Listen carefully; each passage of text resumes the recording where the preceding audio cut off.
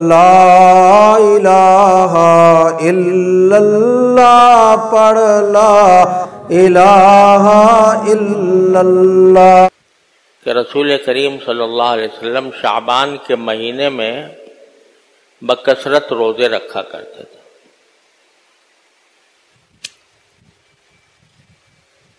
یعنی بعض روایتوں میں آتا ہے کہ اور کسی مہینے میں اتنے روزے نہیں رکھتے تھے جتنے شعبان میں رکھتے تھے۔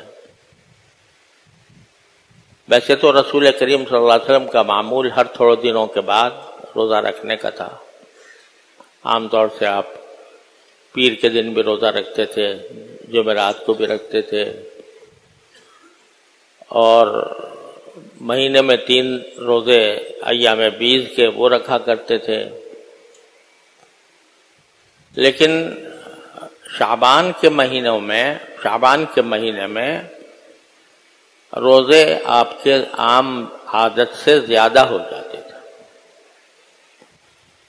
یہاں تک کہ حضرت عائشہ صدیقہ رضی اللہ تعالیٰ عنہ فرماتی ہیں کہ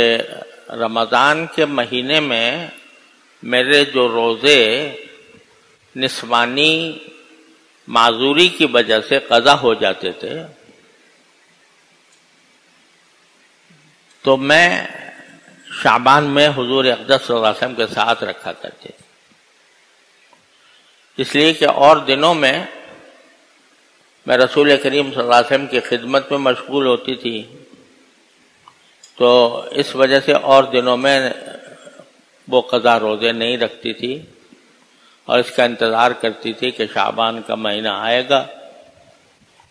تو رسول کریم صلی اللہ علیہ وسلم بکثرت روزے رکھیں گے تو اس وقت میں بھی اپنے روزوں کی قضا کر لوں گی۔ تو اس سے ایک بات تو یہ معلوم ہوئی